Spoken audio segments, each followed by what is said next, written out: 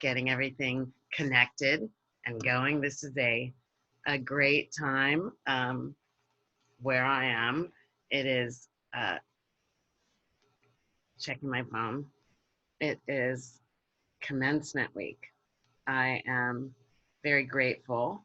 I'm very grateful that yesterday I got my grades in. Yay! So all my students are like, what did I get? You're going to have to wait till the registrar posts them. So I have all my grades in. I'm very excited about that. And we're on that slippery slope downhill till Saturday's commencement. It's a fabulous time in a student's life. And I want to talk about this transition. And what's really burning in my heart today is this place um, around joy and how it has to coexist. Like it has to be the life preserver that keeps us from sinking under. And I know that in my ancestral lineage, that was happening. There were ways to cultivate the joy in the midst of some incredibly atrocious dynamics. And incredibly atrocious dynamics still exist today. And they are still out there in the world, and they are still impacting people's lives. And so I want to talk about this idea of cultivating joy because it's so critically important that it go on no matter what. And this came up. I really was not going to talk about this today. I really had felt called to talk about allies, the allies in my life and the allies that I'm being for others. And I really wanted to give that some breath and some expression today, but I put that aside. And the reason is because I was speaking yesterday with my teaching assistant. So the marketing course that I just finished teaching had 77 students in it. And when you get a course that big, the university designates some teaching or learning assistants to help support all the work that takes. And I had this fabulous, I will leave her name out of it because we didn't talk about me talking about her. I really didn't know I was going to. Just a fabulous support. She's just dynamic, and she's an MBA student.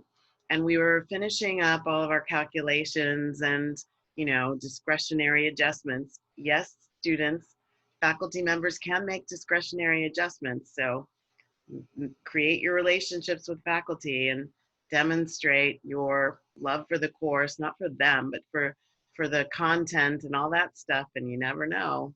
Just saying.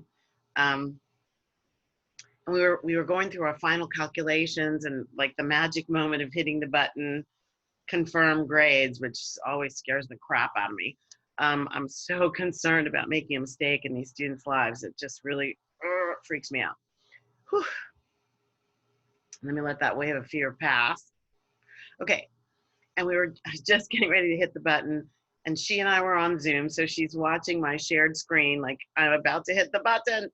And we're talking about, it dawned on me, this is an MBA student. And oh my gosh, she's about to graduate. And I talked to her about it. And UCI's commencement, like all of them, I guess, is is going to be a virtual experience. Hi, thanks for joining. So, hi, UCI's experience is going to be virtual. And so her mother and sister are in India, and her father's up in LA, and she's here in Irvine in Orange County. And she was kind of, I'm going to watch it. It's going to be streaming live. And there was not just, it just didn't seem like the way to mark your MBA. And I remember when I got mine, a friend of mine and I hosted a black tie because I was like, yes, baby, I did it. And so it was a big deal. We celebrated for like a week, and my family came in. I know that can't be done right now. Yet, I know that it's a different dynamic right now. But there's one thing that has to happen, is that you celebrate you. And so I want to talk about all of us whenever we're going through these transitions of life, whenever big things happen, and we get to decide if they're big things, right? So I'm Valerie Shepard. I'm coming to you from the Hartley Center for Mindfulness and Self-Mastery. And one of the aspects of self-mastery, which is mastering you in your life so that you can exquisitely manage whatever your life brings your way. So right now, when I look at what my life is bringing my way, there's this commencement.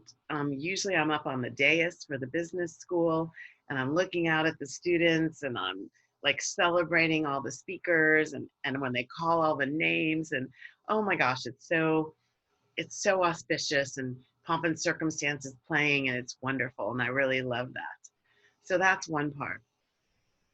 The other part is my heart has been heavy, my body has felt exhaustion, my emotions have been a uh, a sea, a smorgasbord, a symphony, a soup of all kinds of things that kind of go. The waves come at any given moment about the dynamics going on in our country today, the challenges to what the societal contract is, and what that all means, and how does that affect me personally. And I look out as a thought leader, as a spiritual teacher, like what is mine to do? So I'm creating, hi, thanks for joining. I'm creating like, what is the new place for me? What is mine to do? I ask the divine. I ask my higher self. I ask my ancestors, what is mine to do? I'm feeling lots of gratitude to my ancestors for having survived and given way, um, for me to be here. And the living ancestor, my mother, like the matriarch of the family, and uh, just like the last living part of the ancestral line before me to give this breath to me. I've been thinking about all that stuff. And so when I was having this conversation, I thought, okay, I've suggested that my teaching assistant celebrate. I was like, don't sit in your pajamas, get all dressed up like you were going to your commencement. If you have your cap and gown, put them on. If you're of drinking age, get yourself some champagne. I'll buy. Get yourself some champagne and put on your cap and drape yourself with your flowers or whatever you would have done. And do it for yourself, even sitting in your living room. Create a watch party with your friends. Do whatever you can to have that space where you are saying to yourself, this is important to me. And I don't care if it really is important to anyone else, but I'm going to give it to myself in the way that I really want to experience it, regardless of what's going on. And so I thought, in 2017, I had the incredible honor, it was a beautiful honor, to be asked to deliver the commencement speech for the Black graduation ceremony at UCI. And people actually wondered, some people kind of snickered and wondered, like, why is there a Black graduation at UCI? And I said, well, because like African American students on that campus, and our Black students across the Black diaspora on our campus are like less than 10%. I think it's even more like 6. It's really less than 10% of a student population that numbers 36,000, something like that. So you can walk around campus and, barely see a face that looks like you. And so the Black grad was an opportunity to honor the ancestors, to bring in African cultural heritage remembrances. And so I'm wearing my Kenta cloth. Kenta is from East Africa. My family's from West Africa, but a dear friend gave this to me, and I've kept it and I use it on my altar. And so I gave this speech at Black grad, and I looked at it, and it has some beautiful things for all of us. And so I'm going to deliver my commencement speech.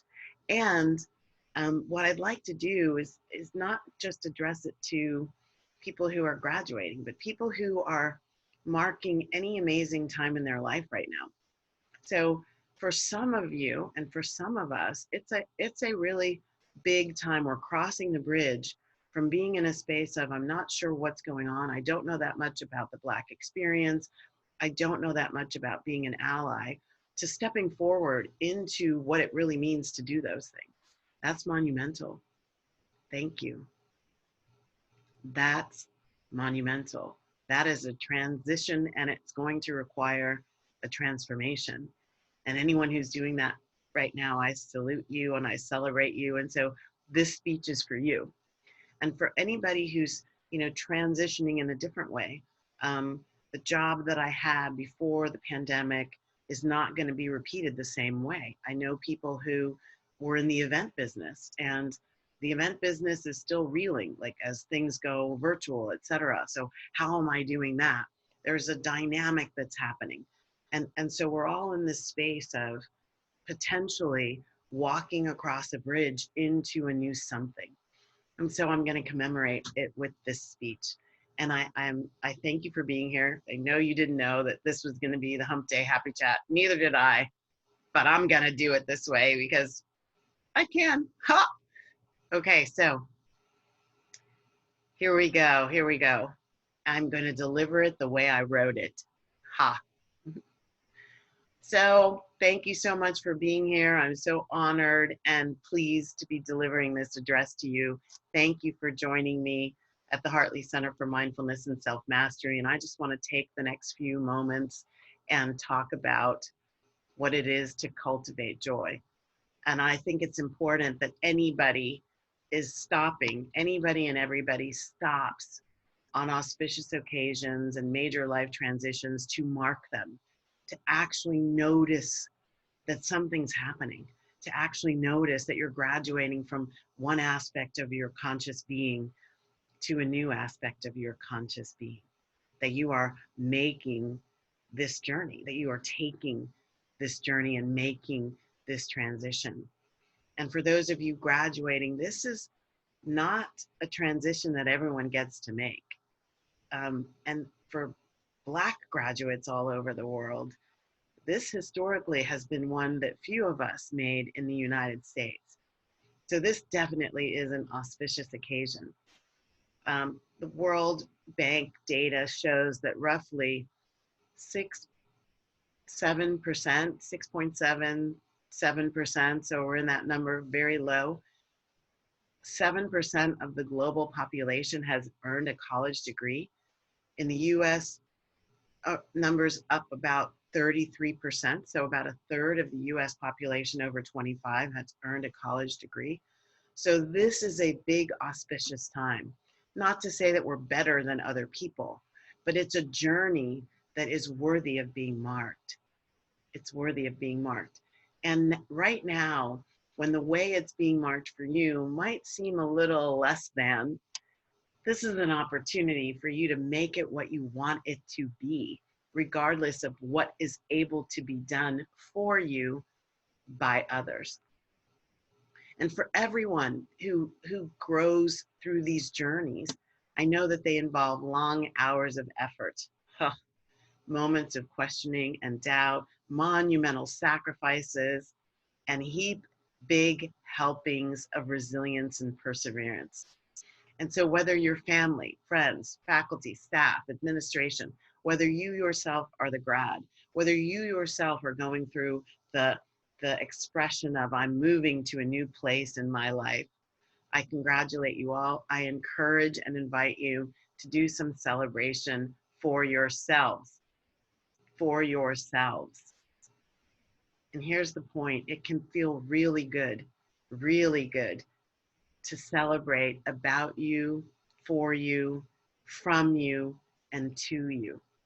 In fact, this is the source of joy, which is my favorite topic and my favorite expression. And it's so much so that I wrote a book about it, right? I wrote a book about how this cultivation of joy continues in your life. That's the subject that I want to talk about in this commencement speech. Cultivating your joy. And so break it down. Everyone knows that I'm a communications zealot. So When I break it down, the word cultivate, to acquire or develop a skill or a quality. Cultivate, to develop. Your, denoting ownership, something personal and preferably unique to you. And joy, delight, jubilation. And there was a word in the different definitions that I really locked onto. Triumph, triumph. And there's a lot to triumph over in ourselves and in the world. And we get to do it, and we have the responsibility for doing it. So joyfulness in the midst of demoralizing, debilitating, and potentially deadly existence has historically been a powerful form of triumphant resistance. Triumphant resistance to the powers that are trying to annihilate us. Joy was the rejuvenation that allowed my ancestors to continue on in the struggle. Joy was the healing salve for the mental and emotional wounds of that struggle. Joy was the antidote to the poisonous feelings of helplessness and hopelessness that threatened the very future they were doing so much to create. For me, yay, thank you, ancestors. I appreciate you. Let me just check in on this.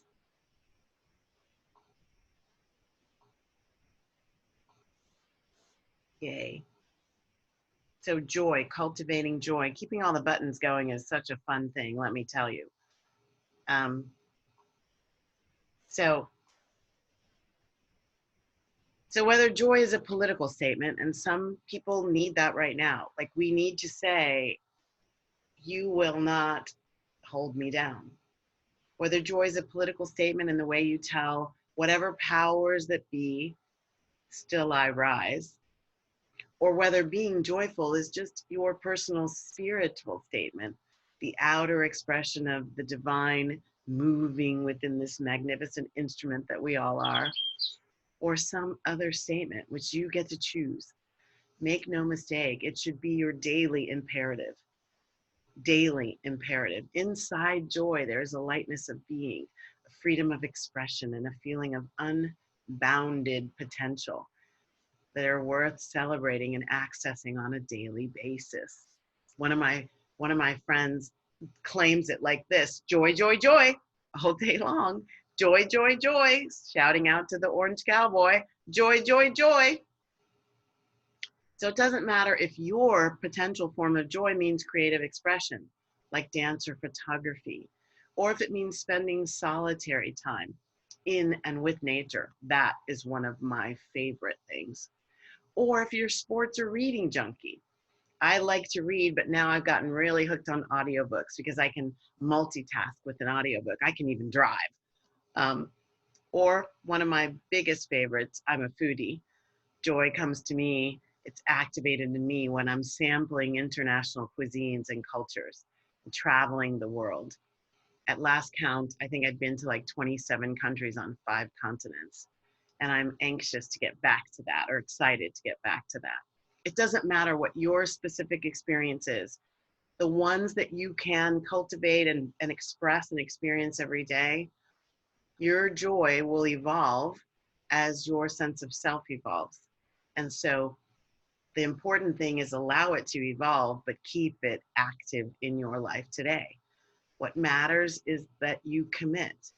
And here's the thing: it's no one else's responsibility to make you happy. It's not the government's, it's not your parents, it's not your teachers, it's not your job, it's not your office, it's none of those things. They can contribute, but ultimately, personal responsibility is what happens. In truth, no one else can make you happy anyway. You're in the driver's seat. And this is to all of us moving down this road called personal responsibility. We either consciously choose to give ourselves that which we want and deserve and desire, or we don't. Or we don't. So I'm betting on you to choose yes. Here's my yes card. choose yes. I say yes. I will cultivate my joy in some way every day. I had a cruddy day yesterday. Things seemed to go wrong, and I was dealing with trying to set up emails and trying to figure out streaming and trying to do some. And I do say trying because I was poking at things and reading and watching videos. And in the end, I spent several hours and I didn't get it done. I didn't. I failed myself. I could not do what I needed to do. Dante, I'm calling you. And so when I left my office feeling defeated at the end of the day, I knew it was up to me to say yes to figuring out some joyful aspect for the evening and create it for myself, even if it was only for 5 minutes to get this energy moving again. So I've got 3 powerful tips that will help you on the journey of cultivating your joy. The first one, heal, forgive, and release the things that weigh you down.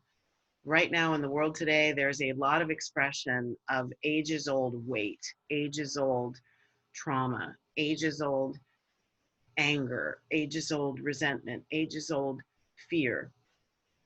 I have felt it. People who have been with me have seen me flow the emotion of sadness, the deep sorrow, the anguish, the desolation. Like it has still been running around in here. And I'm grateful for every opportunity to come into relationship with it and to do what I'm asking you to do or offering for you to do, to heal, forgive, and release that which might be weighing you down. Or as author Toni Morrison says in the Song of Solomon, and I quote, "If you want to fly, you got to give up the ish that weighs you down."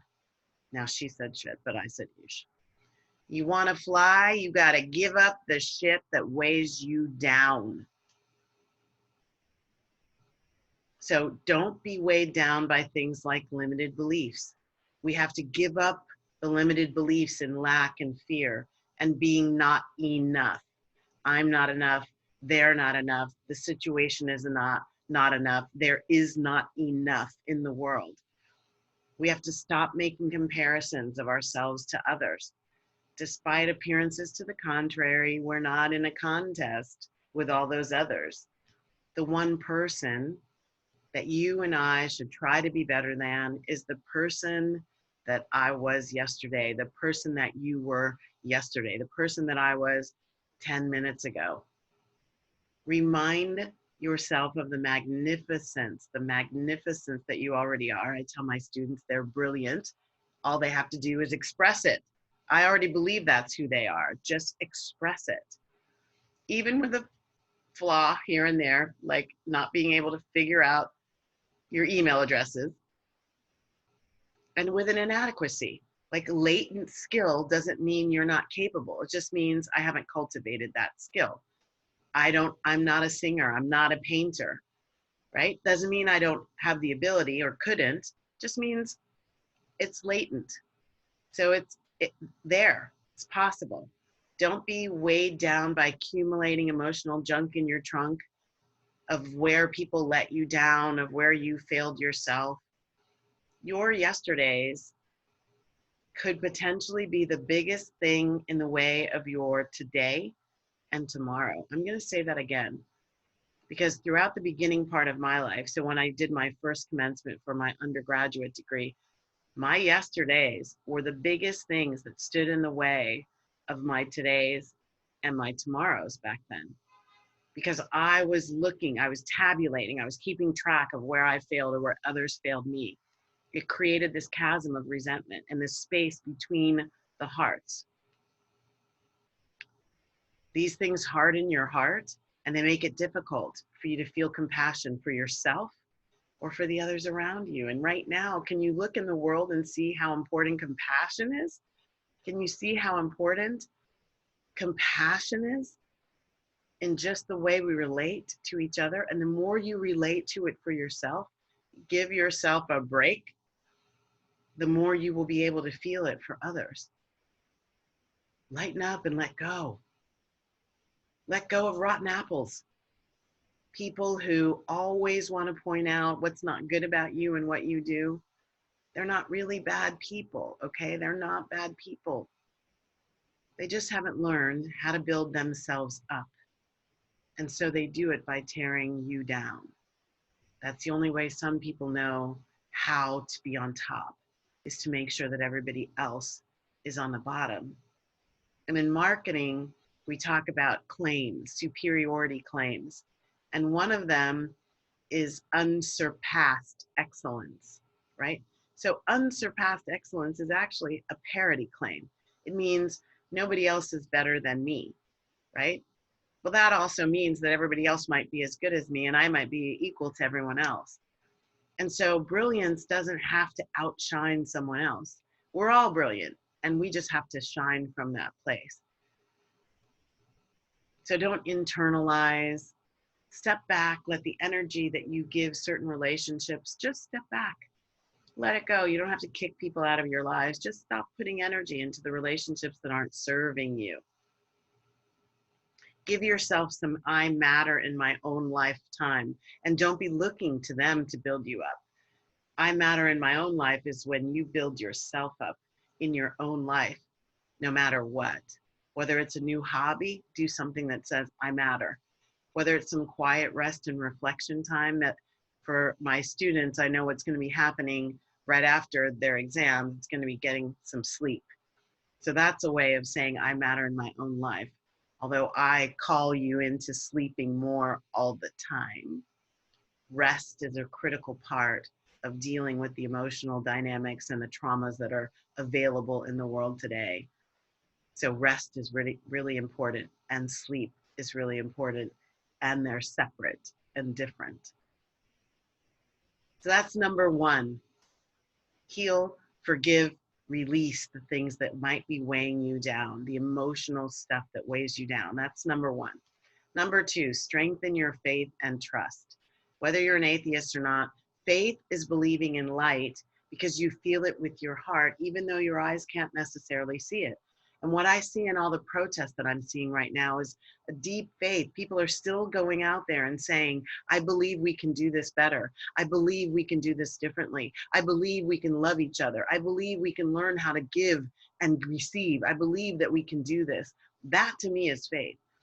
And a lot of those people haven't seen anything to tell them that it's true, but they are still out there lending their voice and their heart and their energy, their livelihoods into it. And some of them at great peril. Some of them at great peril. Faith, trust is what carries you forward into action despite your fear telling you, no, don't go. Your fear telling you to freeze, right? Fight or flight, freeze. Trust propels you forward. So those of us who are still in the activism, compassionate activism zone, we really don't know.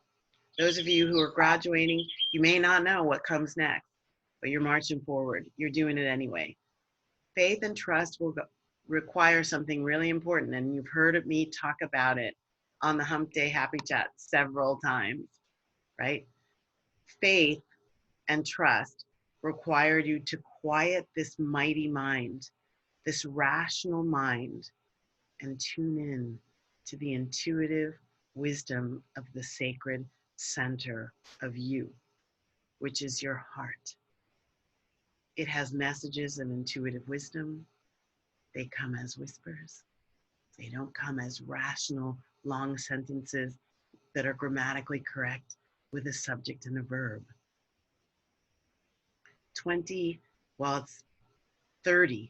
30 years of scientific studies conducted by the HeartMath Institute have proven there's an electrical field surrounding your physical heart that is 60 times more powerful than the electrical field surrounding your brain. And furthermore, it is a tried and true guidance system. And when you learn and practice to tune into this still small voice within you, I call it the higher self. I also call it your higher consciousness. I call it your divine nature. I call it God manifesting in, through, and as you. you become whole, happy and whole.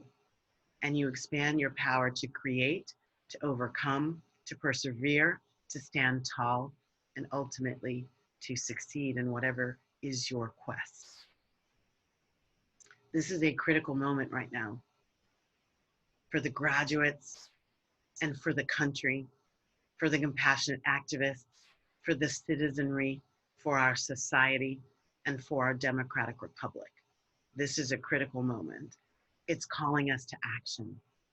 The power of faith and trust are necessary to continue to propel us forward, even when our eyes think we're in stagnation, even when our eyes can't believe what we're seeing, even when there's desolation showing itself to us.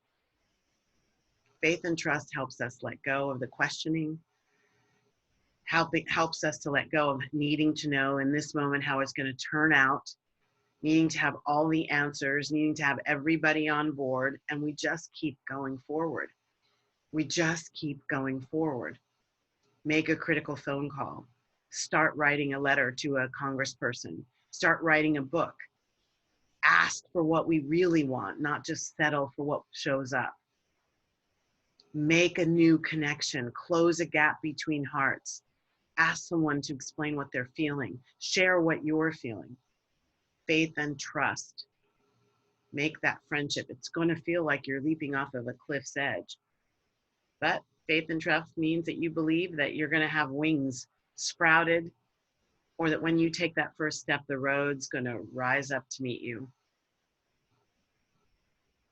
And the third and final tip in this cultivation of joy is be willing to get your playfulness on. So you see me with my playfulness when I take my blow up mic and I do a mic drop like that, or I do my applause, standing ovation. Your life isn't meant to be so serious, even though the dynamics can feel really serious, right? You don't have to be serious all the time. To quote a renowned play researcher and psychiatrist, Student Brown, play energizes and enlivens us. It eases our burdens. It renews our natural sense of optimism and opens us up to new possibilities. And right now, when things can feel so heavy and we're kind of doing fake commencements, we're virtual commencements from our living rooms, the things that we're doing don't feel real in a lot of ways. I spend so much time on Zoom, I have to pinch myself. Like, I'm talking to real people, aren't I? Right now. Thanks for joining me. Play has been proven to have a concrete and positive role in things like creativity. We need some creativity for how we solve all these problems. Innovation, we need some innovative thoughts, some innovative ideas, some innovative solutions. Leadership, we need a heart-centered, cultivated leader today. Collaboration, relationship development, education, playfulness counters predictability and routine.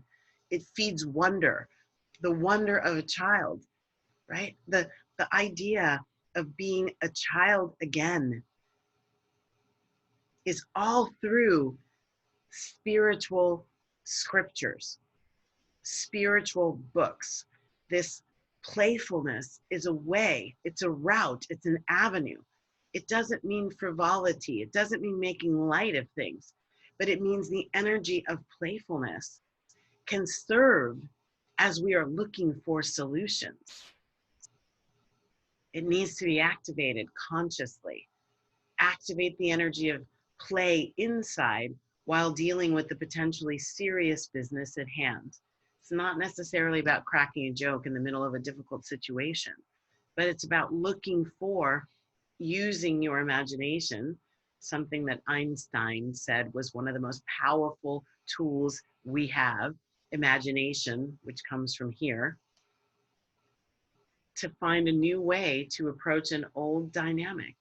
It could mean brainstorming ridiculous solutions to a problem, and in doing that, you actually land on the most promising option. And then you realize in that moment, you never would have gotten to that option if it weren't for the ridiculous things that you considered. The ridiculous things expanded you out of the predictability and the routine, and boom, because of the expansion, all these new options were available. Wow. Playfulness. It opens you up to experimentation and failure in a way that supports you moving forward toward your greater goal. It doesn't deny the serious nature of that which is happening. It's just a way to cultivate and open to let your inner child help you see things that your adult, somewhat jaded perspective may not be allowing you to see, to suspend your disbelief in the possibilities so that you can actually run free in the possibilities. Deep breath. We're running long today. So those are my 3 tips. Lighten up and let go of the stuff that's weighing you down. Cultivate joy. Strengthen your faith and trust. Do and be that which is from you, to you, about you, for your highest and best, no matter what is going on around you. You have to do that in the midst of things going on. That's the only way your cup is full enough so that you are able to serve in all the places that you're called to serve.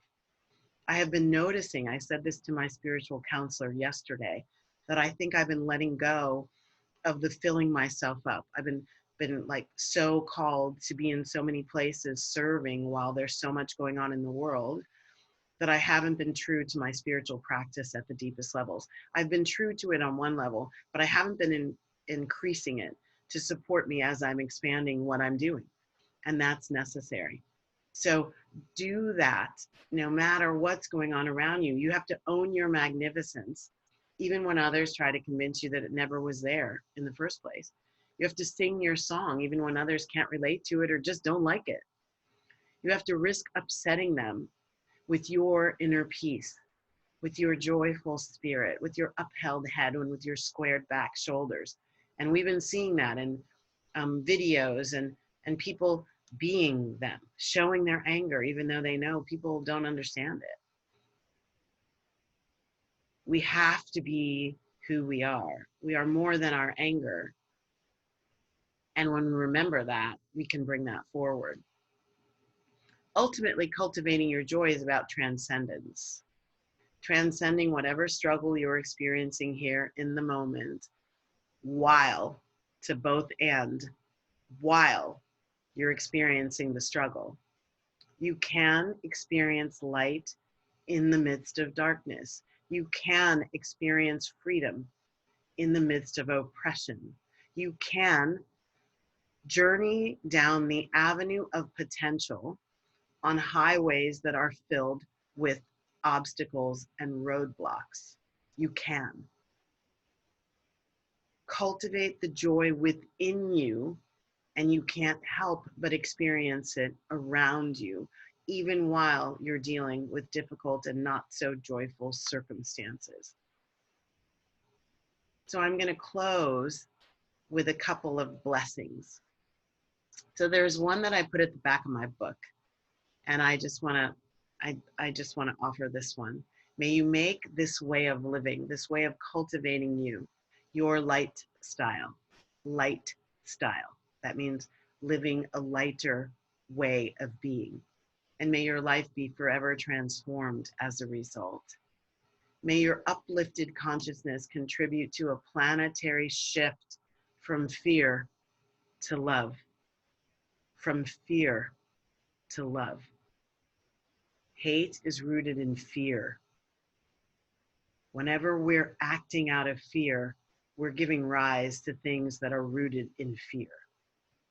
So may your uplifted consciousness contribute to a planetary shift from fear to love.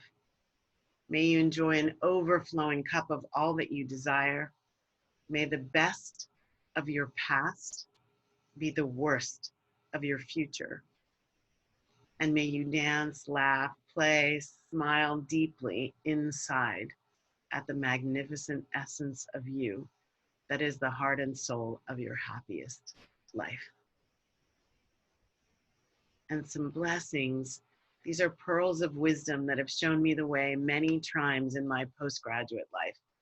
So I love this Nigerian proverb, when conflict arises. When conflict arises, this Nigerian proverb has helped me. In the moment of crisis, the wise build bridges and the foolish build dams. The wise build bridges and the foolish build dams. So if you're called to be out there in what's going on in the world today, this Nigerian proverb is calling you into being wise. Look for ways to build bridges and not dams. This quote from the 11th century Persian poet Rumi, one of my favorites, and his teacher Hafiz, also one of my favorites, will give you comfort when you feel you've lost your way. And I've reminded myself using this quote, I'm going to say hundreds of times. The quote is, straying marks the path. So that's from Persia. The African proverb that is the equivalent is to get lost, is to learn the way. So there are times when we're like, oh my gosh, I'm so far from what I thought I would be doing. However, it might be the new path that is the way actually to what it is that you're supposed to be doing. And graduates, especially right now, anybody who's entering a new aspect, this is it. Straying marks the path. When you're wondering if a woman has what it takes to lead you, remember this Ethiopian proverb. I love it. Where a woman rules, streams run uphill. Yes. Yay for Esther Dad. And men can lead fully anchored in their feminine qualities, right? We both have masculine and feminine. So women, it's calling on whole women too, not women who are just leaning into their masculine, but women who are in their wholeness, and also calling in the divine feminine in all that they do. Where a woman rules, streams run uphill. And the last one that's helped me so much, it's been in my email signature for probably 10 years now. I share it in my book. It's from Seneca, a first century Roman philosopher and statesman. And I love quotes. I mean, first century, and I'm still thinking about it. Think about that. It's amazing. As long as you live, keep learning how to live. We're at that place right now. A lot of us are relearning what it means to be white or black or male or female or an activist, what it means to be compassionate, what it means to be a friend, what it means to be in family, in relationship in any way, what it means to be any aspect of our society, what it means to govern, what it means to police. We're all in this space of cultivating the newness of us. And as long as we live, we need to keep learning how to live. So as you go forward from today, in graduating into the new aspect of your life, remember to celebrate wholeheartedly. Remember who you are at the core, the truth of who you are. I love celebrations of intellect that commencements are. I've actually worked in that space, so I contribute to the cultivation of intellect. And there's more to you than your intellectual horsepower, and cultivate and express from that place. Closing, as always, the Hump Day Happy Chat from the Hartley Center for Mindfulness and Self-Mastery. I'm Valerie Shepard, and I offer to you the prayer of loving kindness from the Buddha, Karanaya Metta Sutra. May all beings be peaceful.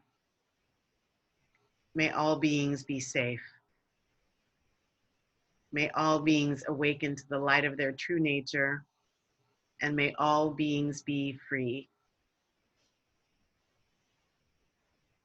And of course, joy is in there.